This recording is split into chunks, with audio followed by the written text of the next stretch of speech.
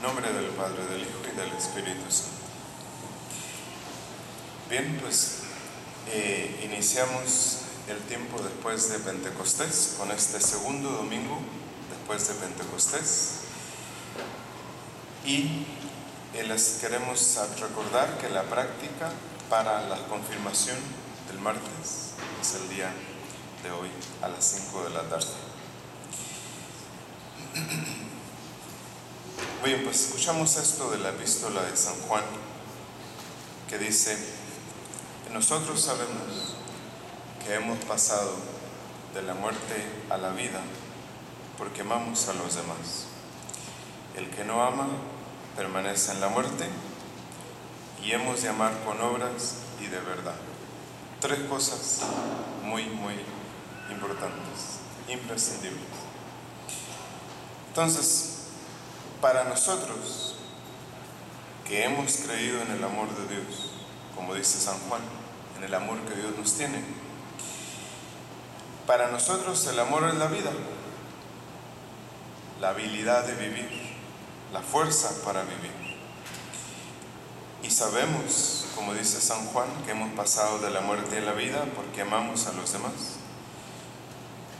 San Juan mismo dice: quien ama a su hermano permanece en la luz. Entonces, odiar a otro ser humano deliberadamente equivale a odiar a Dios. Es como pedir la condena de Dios para uno mismo. El odio, por lo general, está en el pensamiento. Después del pensamiento, si se vuelve a las obras, pues se vuelve maldad. Y la permanencia en la maldad es lo que conocemos como malicia. Y la malicia sabemos que la tenemos cuando estamos infligiendo pequeñas heridas en los demás. Y la malicia es como la hermana pequeña de la crueldad. Y quien se rinde a la maldad permanece bajo el poder del maligno. Y mientras persista en ese estado, permanecerá en la muerte y permanecerá separado de Dios. En cambio, como dice San Juan, Dios es amor, y quien permanece en el amor permanece en Dios y Dios en él. Con esto entendemos lo primero,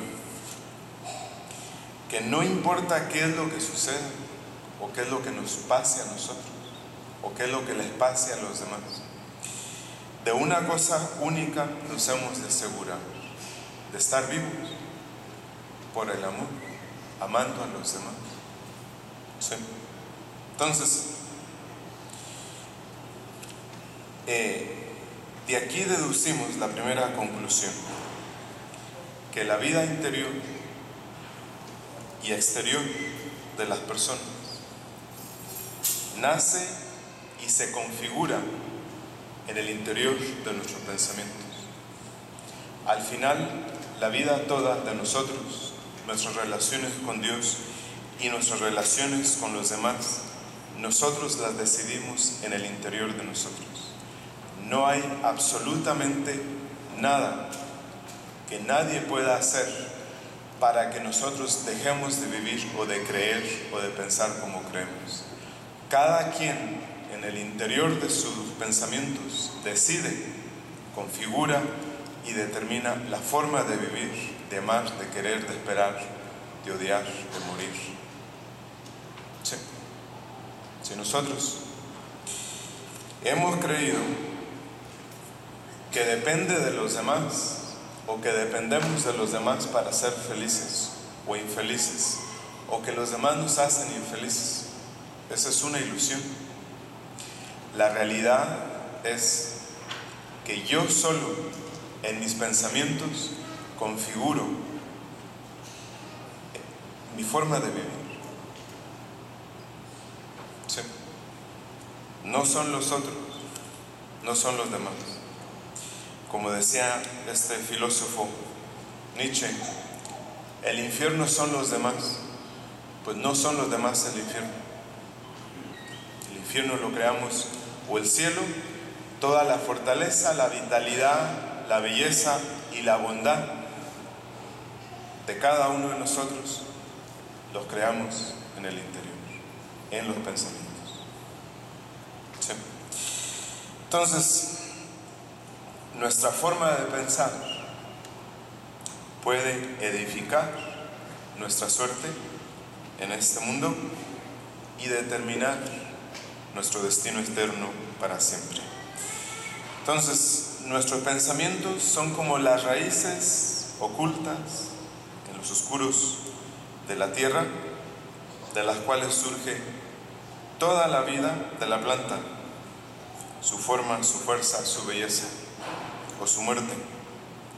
De esta raíz y a través de esa raíz, la planta vive y se muere. Así también nuestros pensamientos, aunque escondidos, son nuestra única y auténtica fuerza vital. ¿Sí? Entonces, esa es la primera conclusión.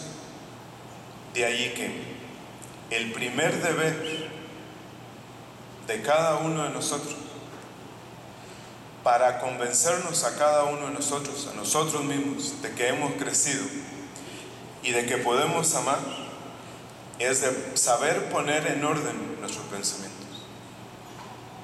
acostumbrarnos a pensar bien. ¿Sí? Entonces, si el amor es la vida para nosotros, pensar bien de los demás es vital para nosotros. Sí. Entonces, si ustedes se preguntan, si San Juan nos dice que sabemos que hemos pasado de la muerte a la vida porque amamos a los demás, ¿cómo amamos a los demás? Primero y sobre todo, pensando bien. ¿Sí?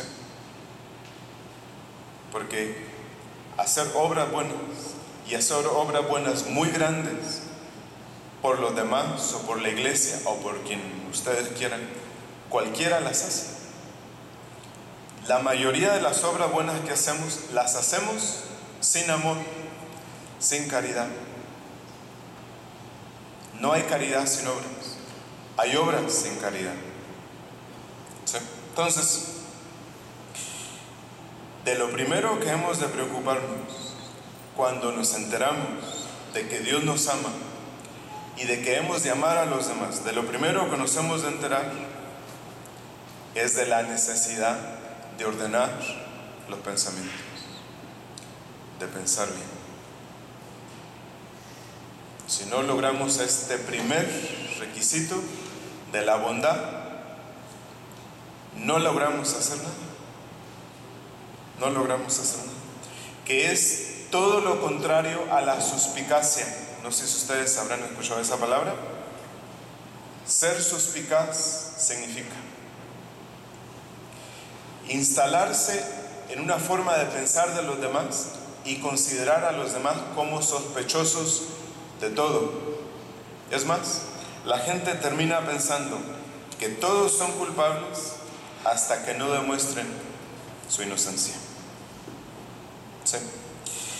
Entonces, ser suspicaz, que es una de las primeras manifestaciones de la instigación del demonio en las personas.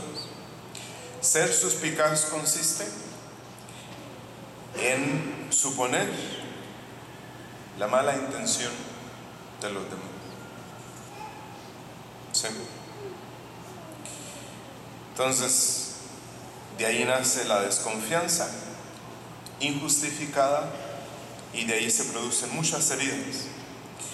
Así, si dudamos de las intenciones de los demás, si restamos cualidades a su carácter, si malinterpretamos sus intenciones o si falseamos su inocencia,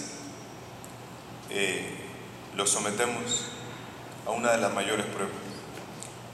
Todo el relato del Viernes Santo se llevó a cabo por la suspicacia.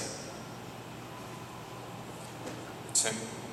Al final, la suspicacia termina en la perdición, porque la sospecha erradica para siempre la paz interior de las personas. Y al hombre suspicaz, inmerso siempre en este conflicto interminable, nadie lo quiere, porque no se gana la confianza de nadie. Entonces, la verdadera caridad, por el contrario, como dice San Pablo, la caridad no piensa mal. ¿Sí?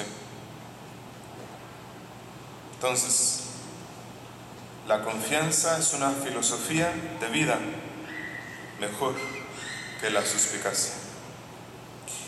La sospecha siempre nos va a hacer infelices, mientras que la fe y la confianza alimentan la alegría. ¿Quiénes terminaron siendo los invitados en la fiesta que acabamos de escuchar en el Evangelio? Pues los que menos tenían que ir. ¿Sí? El dueño de la fiesta consideraba que solo ciertas personas podían ir a la fiesta. Y no pudieron porque todos se excusaron, y al final entraron cojos, lisiados, ciegos, enfermos, limosneros. Y todavía quedó espacio, dice el Evangelio. Entonces,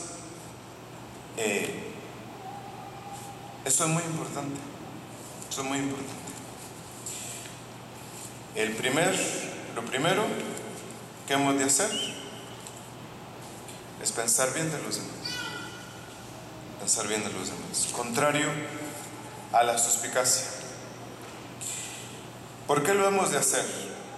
¿Por qué hemos de pensar bien de los demás? Por el ejemplo de Cristo. Porque Él cargó con nuestros pecados. Cargó con nuestros pecados. Dice el profeta Isaías. Y todos somos a veces una carga para Dios. ¿Qué sería de nosotros si Dios no nos tuviera paciencia?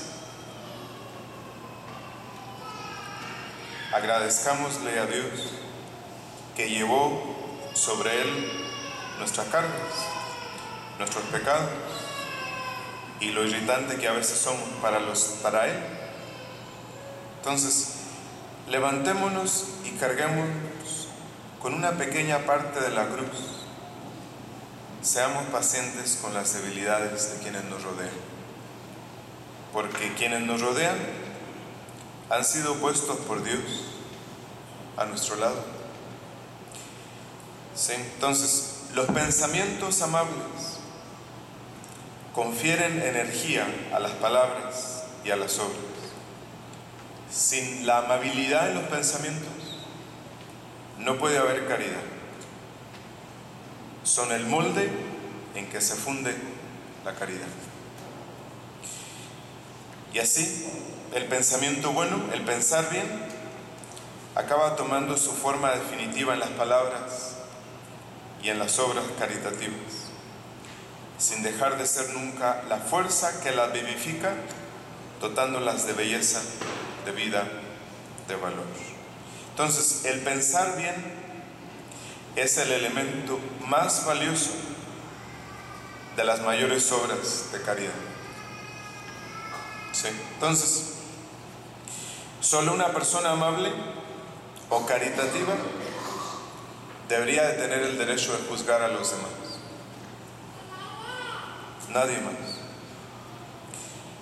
Nadie ha visto con más claridad la debilidad humana como lo hizo nuestro Señor con sus apóstoles. Y sin embargo, ya ustedes saben la paciencia que desplegó con sus defectos. Entonces, el carácter se forja en el mundo de los pensamientos y bajo su influencia.